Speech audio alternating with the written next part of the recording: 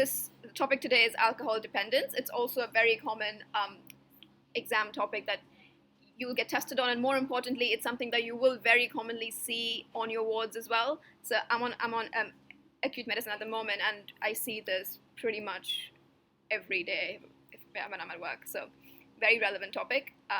Let's start. So the first thing is to know what the problem is. So alcohol dependence is actually a very specific clinical phenomenon. There's actually a huge spectrum of alcohol use. So you can either be acutely intoxicated, which I'm sure a lot of you are familiar with. That is essentially when you have physical and mental abnormalities caused by the direct effects of alcohol, and this is reversible, and this is very short-lived. And the symptoms can be specific for each substance. So for example, for alcohol, it can cause disinhibition, it can cause impaired reaction time and ataxia. It can be very different for other things like LSD or cocaine. The other spectrum, so just going slightly forwards on the spectrum now, the other one is harmful use. So this is when you continue to use alcohol despite evidence of damage to the physical and the mental health. So this is when the patient knows that using alcohol is damaging their physical health, but they continue to use that anyway. But they're not yet displaying symptoms of dependence. That's the key distinction. So the third thing on the spectrum, that's the dependent syndrome. And this is quite important. I know it can be quite fluffy, but it's an important distinction to make because the ICD-10 separates dependence and harmful use. So dependent syndrome is specifically when you stop taking alcohol, you start to get physical symptoms such as tremor, sweating, as well as psychological symptoms of like the cravings and So harmful use in itself is not the same as alcohol dependence. You could be using alcohol without being dependent on it. So that's a very crucial distinction to make, and a crucial one that you have to often establish in your history as well, as we'll come to. And then the last one, so withdrawal state is related to dependent syndrome in that if a patient is dependent on alcohol, when they do stop drinking, they will have withdrawal symptoms. So a patient who is alcohol dependent needs to be on a weaning dose. We'll discuss that later, but they need to be on a weaning dose of chlordiazepoxide when they come into hospital. Because if you stop alcohol suddenly in patients who are dependent, it can lead to withdrawal, and which can be quite dangerous for some patients. So it's also important to note that not all drugs cause withdrawals. Alcohol causes withdrawals, opiates causes withdrawals, but a lot of drugs will not cause any withdrawal symptoms. So this is not a feature of all drugs of abuse. Okay, so going on to, so I just put this slide here for you to come back to if you want. Just it can be quite handy to know how much a unit roughly is. So a pint of beer is about 2 units, a glass of wine is about 1.5 units, a bottle of wine is 12 units, and a bottle of spirits is 40 units. I think if you just know roughly these 4 things, it can be quite handy in history taking when you ask patients, oh, how much do you drink? And if they tell you, oh, I drink about a bottle of wine a week, it's quite good to know in terms of units how much that is. I'll leave that there for you to come back to. So going on to history now. So there's essentially, as always, like just break down the history into the key things that you need to focus on. So for alcohol dependence, what you need to get are, you firstly need to establish alcohol use. So you need to get a good drinking history. You want to establish dependence. So here we will use the ICD-10 criteria. So the first part is essentially just asking them about their drinking habits. So that's the first bit. Then you want to, very importantly again, as in all psych histories, you want to do a risk assessment. So you want to see, so again, we'll go through what exactly comes under risk assessment, but you want to see if they're a risk to other people, a risk to themselves, and a risk from other people.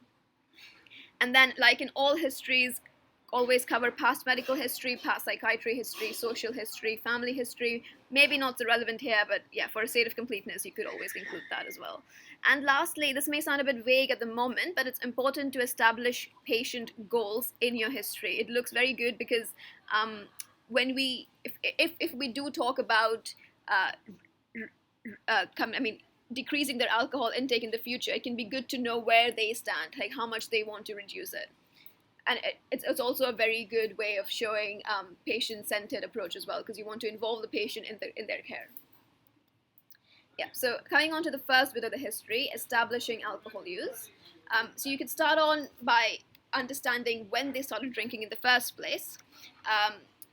And yeah, so age of first drink, age of regular drinking, when did they start drinking slightly more than their peers, if that does come across in the history, and when did they think that, alcohol might have been a problem for them, if at all it is a problem for them. Most often in alcohol histories, you will have patients who are using it quite excessively, so it'll be quite easy to get these kind of answers. But again, like, be sensitive to the situation. So if it's not very clear from the start that the patient is using a lot of alcohol, first just reach there. So ask them, how much are you drinking? Are you concerned about your drinking, and so on. And then you can ask them about how much they're currently consuming. So you can ask them to just describe a day's drinking. So many times patients will tell you, oh yeah, so I have a beer in the morning, and then a couple of shots in the evening with my pals, and then a bottle of wine on the weekend. So it can be quite useful to know what their weekly or daily pattern of drinking is. And again, when do they take their first drink? Because oftentimes as you get more and more dependent, they often find the need to take a drink first thing in the morning to calm down the nerves. And then also ask them the types of drink. Obviously, if they're drinking spirits, that's a lot more units, so that can be a good thing to know. And also the setting. So if they're drinking at home, that points to a much worse kind of situation than if they're just drinking in a social setting. So this is fairly straightforward. You're just kind of asking them how much they're drinking, and trying to gauge an idea of how dependent their life is on alcohol. And then we want to ask specific questions to clarify the ICD-10 criteria. So you can look up the ICD-10 criteria. I've basically listed most of the criteria here. First one is loss of control of consumption. So you can ask them a question like, once you start drinking, are you able to control how much you're drinking? So do you find that there's a difficulty stopping once you start? And then the second thing is withdrawal symptoms. So do you have to drink alcohol to relieve things like tremors or sweating? So do you often get these kind of symptoms if you don't drink alcohol? And the third thing is tolerance. I'm sure you guys know. So just ask them, do you feel like you have to drink more alcohol to get the same effect, to reach the same level of high as before? And then salience. So this again, looks quite fluffy, but essentially it is when the alcohol becomes one of the key things in their life, and they start to neglect everything else. They start to neglect their social life, start to neglect their work, their family, and their health. So you could ask them. A way to approach this could be, it seems like alcohol has become one of the most important things in your life. Do you feel like you're missing out on anything because of it? How is this affecting your life? Have you taken days off work? Any problems with relationships? Have you been in trouble with the police? So if you ask these kind of questions, it gives you a much better idea as to how alcohol is affecting their life. And you'll be able to also give them better recommendations when it comes to helping them as well. So yeah, just leave that for you. And then this is the same slide continued. The other criteria for the ICD-10 criteria for dependence is rapid reinstatement after abstinence. So you can ask them, have you ever tried to quit? And then ask them, what happened? What happened when you tried to quit? How long did you quit for? And why did you go back to drinking if you did? And how quickly did you go back to drinking? So that's rapid reinstatement after abstinence. That's also one of the criteria. And then the last one is persistent use despite harm. So again, you could frame a question like, it sounds like you're going through quite a difficult time and people around you seem quite concerned about your drinking. Has that stopped you from drinking, or do you continue drinking despite this? So if they say that, yeah, I mean, my wife has been telling me to stop drinking, I've had multiple GI bleeds in the past, but despite this, I'm continuing drinking. That again tells you the problem is much worse. All right, so we've covered two things now. So we've established how much they're currently drinking on a daily basis, and we've established how dependent they are on alcohol. Now we want to come on to risk assessment. So what kind of questions can you ask here? So you could ask them, is there anything in particular you do? Sorry. Is there anything in particular that's going on in your life, which is the reason that you're drinking so much alcohol? So any stresses at work? Are you going through any kind of abuse in the family or at work? So this is risk to self. Again, risk to others. It's very important to ask if they have any children, because if they are continuously drinking alcohol, and if they're not going into work, if they are abusing people in their houses, it can be, yeah, and especially if there's children, it will need to be flagged up to social services. Also important to ask if they drive, because they could be a risk to others there as well, and have they ever been in trouble with the police? Yeah, so that's real risk to other people and risk from other people. Sorry. So yeah, so from risk from other people, you could ask, do you feel like anyone's exploiting you? Because so if they have, it could be that they have to take a lot of loans to sustain their alcohol use. So if anyone's exploiting them financially, you could also ask those kind of questions as well. But I think as long as you show that there's some kind of risk assessment in your history, you should be fine. So I think key thing is to ask if they have any children, because it can be quite an easy one to miss, and you don't want to miss that. Yeah, and then if they engage in any kind of risky behavior, such as sexual activity or gambling when they are under the influence of alcohol. So obviously, don't worry about asking all of these. Just pick maybe 2 or something to ask in each history, and see what's appropriate where, and ask accordingly.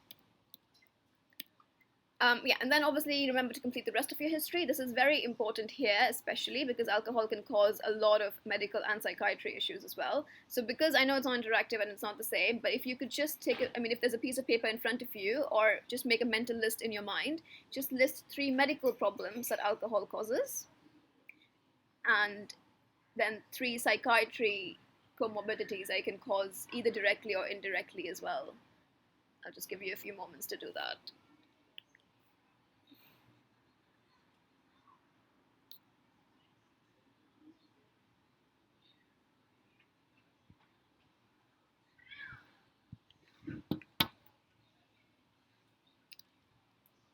Okay.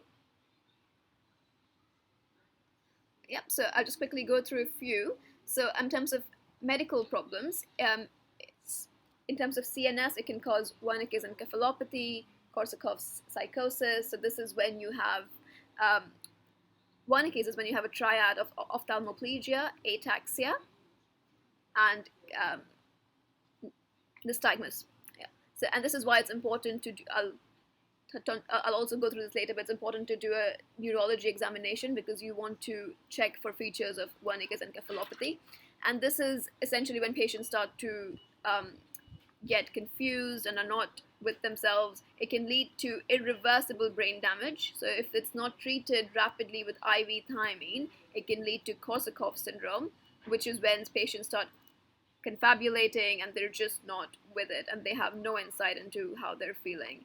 And this is irreversible. So even if you give them IV thiamine, chlordiazepoxide, it's not going to do anything. So it's very important to identify patients when they are in the Wernicke's encephalopathy stage. So that's CNS. It can also cause seizures and so on. And then GI is probably the other important one. So it can cause liver issues, as I'm sure you guys are more than aware. So it can cause alcoholic fatty liver disease, can lead to liver cirrhosis, can also cause upper GI bleeds, can lead to massive variceal hemorrhages. Yeah, so that's, you could ask that in your past medical history if they've had any previous episodes of GI bleeds or any liver disease. Past psychiatric history, so we'll just go through this. So psychological consequences, it can lead to depression, self-harm, suicide, anxiety. If you have time, feel free to ask questions like, how's your mood been? Especially if they come across as maintaining quite poor eye contact and being quite scanty in their speech. If you feel like they may be showing any signs of depression, feel free to ask them about their mood and go a bit more into that. It can also lead to short-term memory loss, amnesia, can cause cognitive impairment, and it can also cause auditory hallucinations as well, even if they're, even if they don't have an established diagnosis of schizophrenia or anything like that.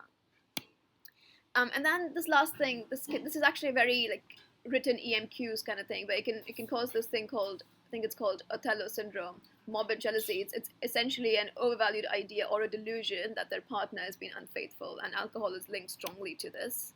I'll just touch on the treatment briefly. So you treat this by advising the patient to not drink, and you can also add an antipsychotic because there is an element of psychosis here. And yeah, it can also, like, sometimes if there is any risk of harm to the partner, it may be necessary to separate the partner as well. I doubt that the last one will come up in your history station, but it's just a good one to be aware of. If you do have any psych placements coming up in your F1, it can just be a good one to be aware of as well. Fine. So ideally at this point, I'd like to recap and ask you guys a few questions, and also see if the pace is okay. But it's been a month that I can't do that. But again, if you just give me if you just write in your feedback if how the pace is and everything, and I can try and change it or go more slowly, and if in the future. And the last thing, so far we've touched alcohol use. So we've touched on how much the patient is using. We've touched on how dependent they are, if they are dependent, and we've spoken about risk assessment, and past medical and past psychiatry history and social history as well. Sorry, I forgot to mention this, but social history is also very important. So it's very important to ask them, who are they living with? Again, if you missed the kids bit in the risk assessment, you can also ask this here. So you can ask them, are there any kids living at home with you? How are your finances like? Where do you work? Did you lose your job? Did you lose it because of alcohol? Yeah, so on. So social history is also very, very important. You can also ask them about, are they using any other drugs, like any other IV, or any other drugs of abuse as well.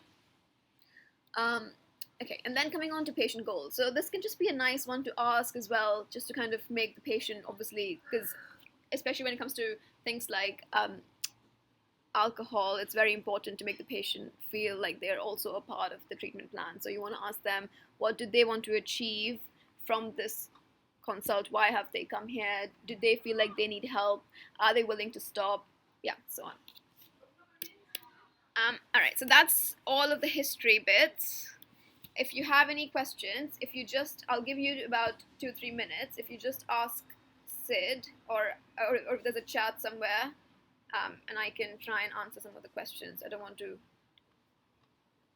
overwhelm you guys with information.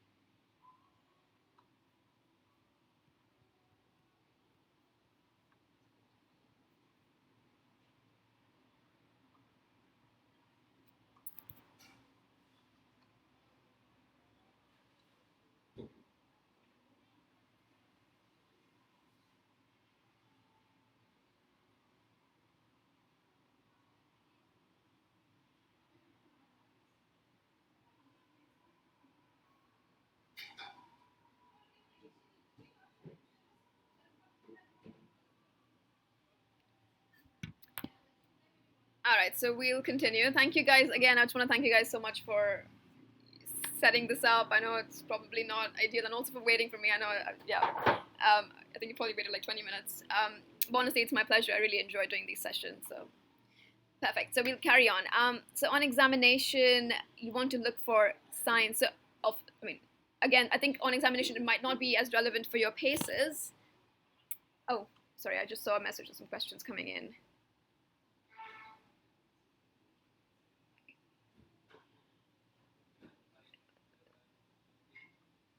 Okay, so the first question is, could we share the patient goals slides again? So that's fine. I've just left that there, patient goals.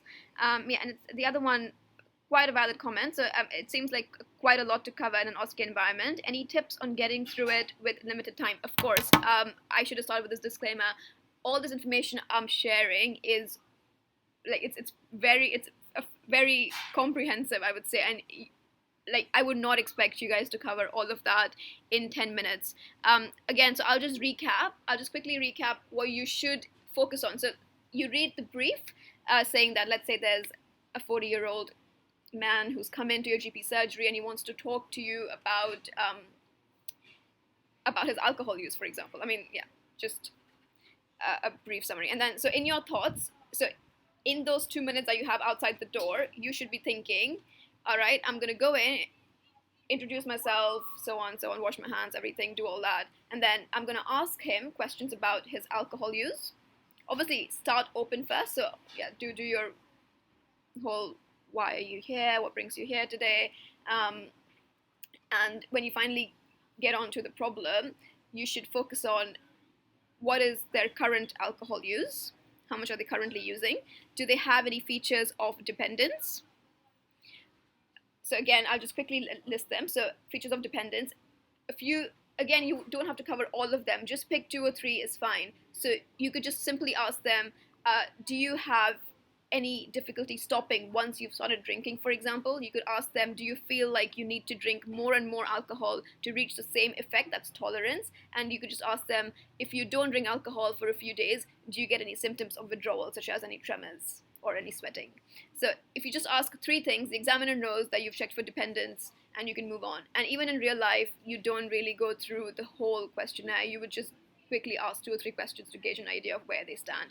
I've just covered everything for the sake of completeness, but honestly, just pick and choose what you like from there. And please do not ask all the 10 questions on there. It can be, yeah, obviously it's not very time efficient, and and you won't need to as well. Fine. So alcohol use and dependence, and then you want to ask them about risk. So you want to ask them again. Just ask 2 or 3 questions here. So, have you ever been in trouble with the police, for example? And do you have any kids at home? That can be enough to show the examiner that you've asked about risk. And yeah, it's also very important in real life as well to do these things. And then you can then ask them about their past medical history. So have you ever had any problems with your liver before? And have you ever had any bleeding from either your gut,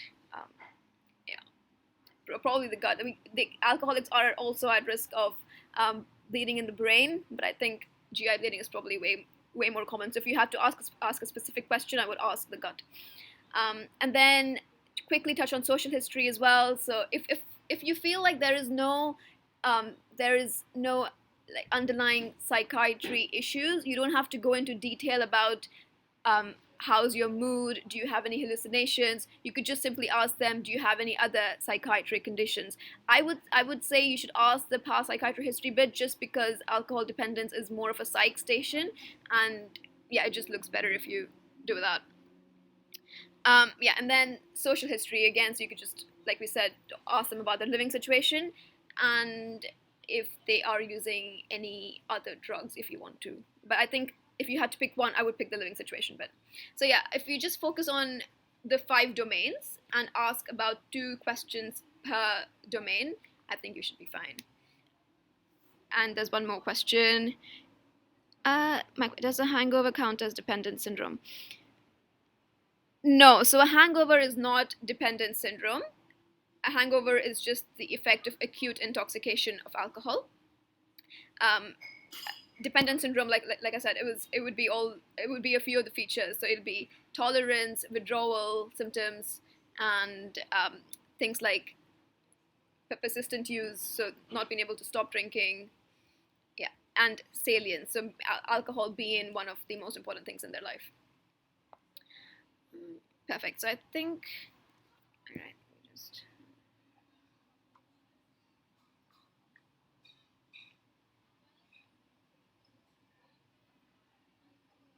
All right, perfect. So guys, just keep posting your questions as I go on, and I will keep checking. Sid has very helpfully uh, sent me photos, so that's perfect. Sorry, I should have logged into the YouTube channel as well. But yeah, keep sending me questions, and I'll keep answering them as we go on.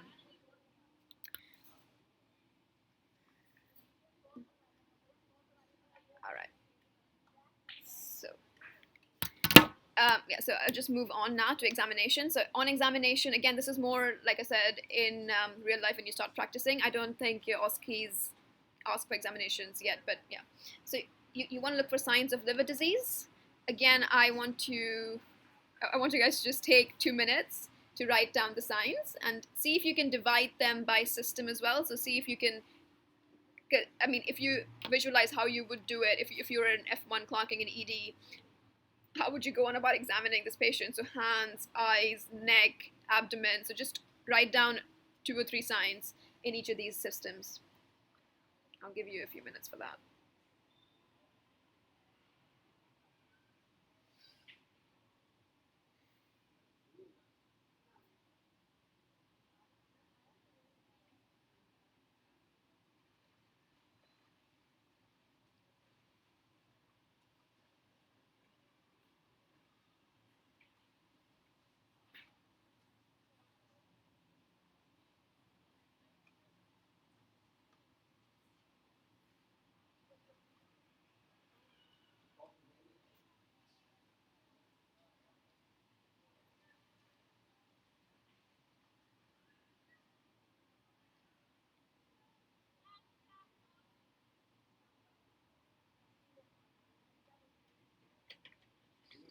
Yeah.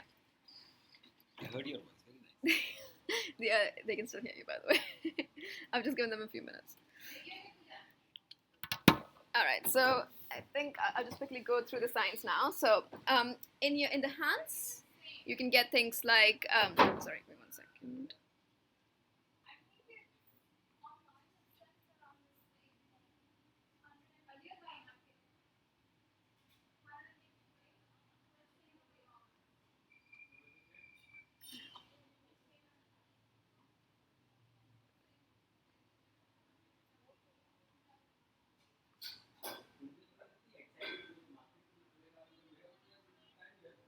All right, sorry.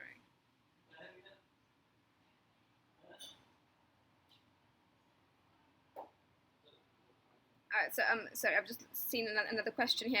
So assessing risk is a sensitive topic. What is the best way to phrase these questions or signposts? Yeah. So again, a very good question and very relevant. Yeah, I would just say definitely signposts. So you could always be like, I'm going to ask you a few questions that we ask all our patients. Please just bear with me. And then you could ask them things like, are you currently driving? Have you been involved in any car accidents? Which is a fair question to ask. And then you could also ask them, could I just check who's at home with you? If you don't feel comfortable asking this question in your risk assessment bit, you could always just ask this in the social history bit. I feel like it actually flows quite naturally in the social history bit, so that's fine. You could, I mean, you could ask them, I'm also just worried about your situation. Do you feel like you could be extremely stressed at work, or is there anything that's going on in your life that you feel you need help with? If they are going through something, so if they are going through some kind of abuse in the family or using alcohol as a way to cope with any of that, I think a patient will be grateful that they've asked you that you've asked them that question. I do understand it can be difficult to approach, so yeah, sorry. Yeah, so definitely signpost, but again, don't be scared to ask those kind of questions because the examiner knows what you're doing, and in real life as well, it's safer that you ask these questions and feel a little bit awkward if you have to. Then not ask them. But definitely things like signposting can make it a lot easier. Um, yeah. It's the same thing with assessing risk of suicide as well. It can be quite awkward to ask, or have you ever thought about harming yourself or killing yourself? But as long as you signpost that, these are just some questions we ask a few of our patients who are going through something like this. It can be, it'll be fine. So that's that. Let's see if there's any more.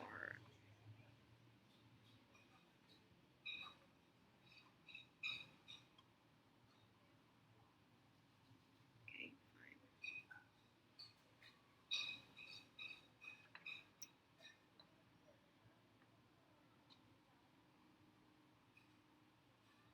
All right, so I think that's all the questions.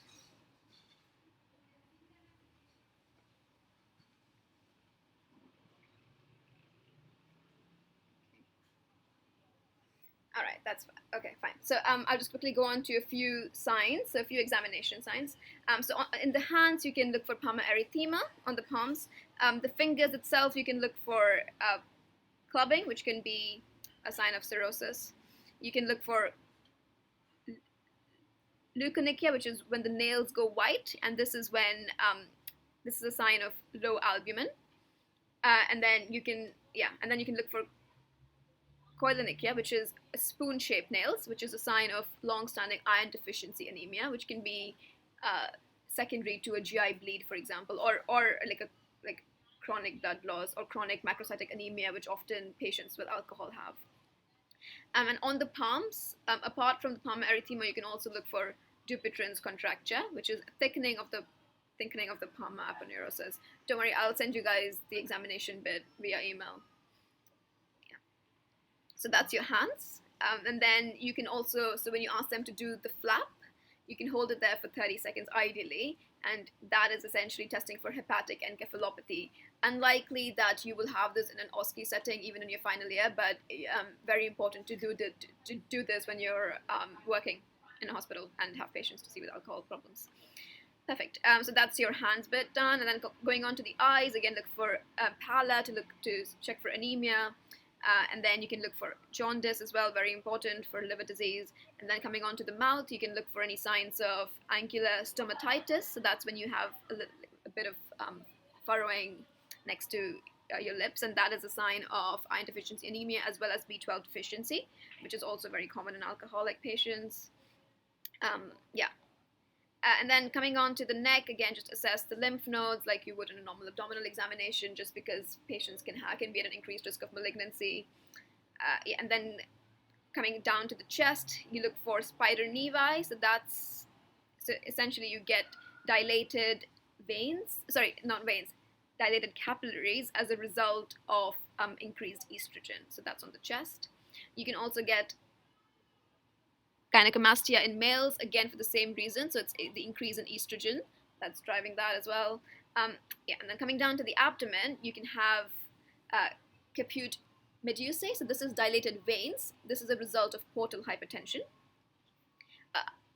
You can have ascites, which is decompensated liver failure. And then you can have things like, hernias or bruising if they have pancreatitis. So if you the abdomen is obviously very crucial to examine in patients with liver disease, with alcoholic liver disease, or even just patients who are using alcohol long term. So I'm sure you guys will, but just to reiterate that, definitely examine hands, neck, chest, abdomen in patients with long-standing alcohol issues. And then lastly, we spoke about this a bit earlier, but very important to do a full neurological examination, including a cranial nerves, to look for signs like ophthalmoplegia and nystagmus, which will point you towards Wernicke's encephalopathy. And if they do have features of Wernicke's encephalopathy, it's very important to give them IV thiamine, 2 pairs TDS. Perfect. All right. So that's that, and then I've just left you guys a few questionnaires. So there's the audit questionnaire, which you can used to determine how severe the alcohol dependence is. And you can also stratify patients using SIVA scoring. Again, a practical bit. So on the wards, the nurses will generally keep a SIVA score, and patients who are admitted with alcohol abuse will, ideally, they should have their SIVA score filled out, and you will be basically tailoring their chlordiazepoxide dose based on their SIVA scoring. So if they're scoring high, means they are showing excessive features of alcohol withdrawal. So you will give them more chlordiazepoxide. So that's how. I mean, again, I won't go into too much of this, but just know that SIVA scoring and chlordiazepoxide go hand in hand. And patients who are admitted with either alcohol withdrawal or who have a history of alcohol dependence and have come in with other problems should have a SIVA scoring and should be on chlordiazepoxide and thiamine if required. So yeah. All right, perfect. I'll move on from that. Again, if you have any questions or would like to know more, drop me a message. I can send you like a brief note, and I will send you guys an examination template as well. All right, so quickly going on to investigations. Normally I would ask you guys to list me some, but yeah, I'm just going to list them for you here. So, like I said, always classify or die. So very important to classify investigations. If you're asked in an OSCE setting, how would you investigate this patient further? Always go, yeah, I'll do some bedside tests, such as, so in A&E, you could use a breathalyzer to see if there's any evidence of acute alcohol use. You would do an ECG, because again, we didn't touch upon this, but alcohol can also have effects on the heart, so it can cause cardiomyopathy, it can cause conduction block, so important to do an ECG.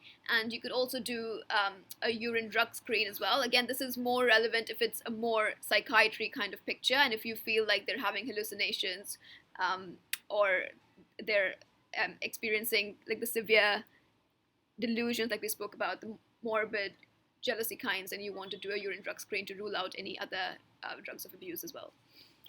Bloods wise, you would do a full blood count, so your standard set of bloods, FBC, USNEs, LFTs, very important to do LFTs. And then GGT is also raised in alcohol. If your GGT is raised alone, so your other LFTs are normal, but GGT alone is raised, it is a very good sign of acute alcohol use. So yeah, that's why GGT is important, but also very important to do all the other LFTs. That should have been on there, sorry, but yeah, do all the other LFTs as well.